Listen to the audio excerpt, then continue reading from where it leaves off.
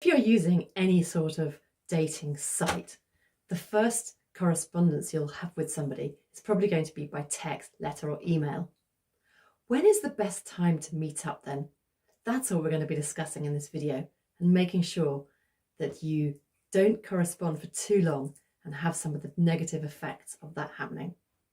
Hello, my name is Katharine Gray. Welcome to our Christian Dating Coaching YouTube video channel, especially to all our subscribers.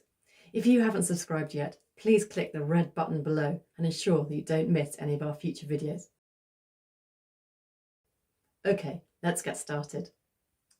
The problem with letting a relationship go on for a long time by text, letter, or email is that it can become very unsettling when you meet and find out that person is really rather different to what you'd expected or discovered through writing to them.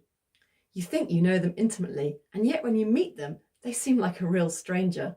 The awkwardness of this situation can destroy any rapport that you've built up, and it can be devastating if you've invested a lot of hope and emotion in this relationship. This happened to me once. I was corresponding with a man who I thought was everything I was looking for. He was sporty, he seemed to be very intelligent, we had great communication, we discussed all sorts of topics, including our faith to quite a deep level. Some months went by, and then I decided to meet him. We met in a pub in the local village where I lived. It was a huge, huge disappointment. The man was nothing like the image that I'd perceived or made him out to be in my head. We weren't at all alike, even though we'd seemed to correspond and seem so alike. When we met in person, he was definitely not the right man for me. I've had friends who've done the similar thing. It's so easy to connect on paper or by text. I don't really know why this is, but perhaps we project so much of our own thoughts onto that person when we're writing to them and corresponding with them. Even when we're talking to them over the phone, we project what we want them to be. And it's only when we meet them in person that the real them comes across. I know of somebody who corresponded with somebody abroad for 2 years. Finally, they agreed to meet up. They were heavily invested. When she went to meet him, she was delighted. He was everything that she was expecting. But sadly, it wasn't that way for him.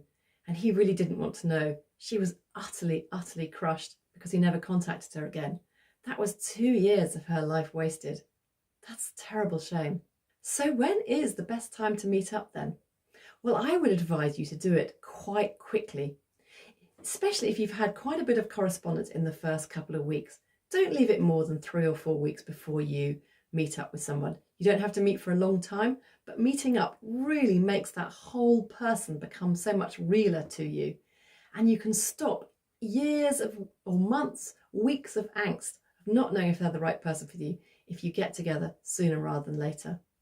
Now, obviously, with today's technology, you can do this by Zoom or by Teams or by FaceTime or by WhatsApp, all sorts of technology that allows you to see them in person.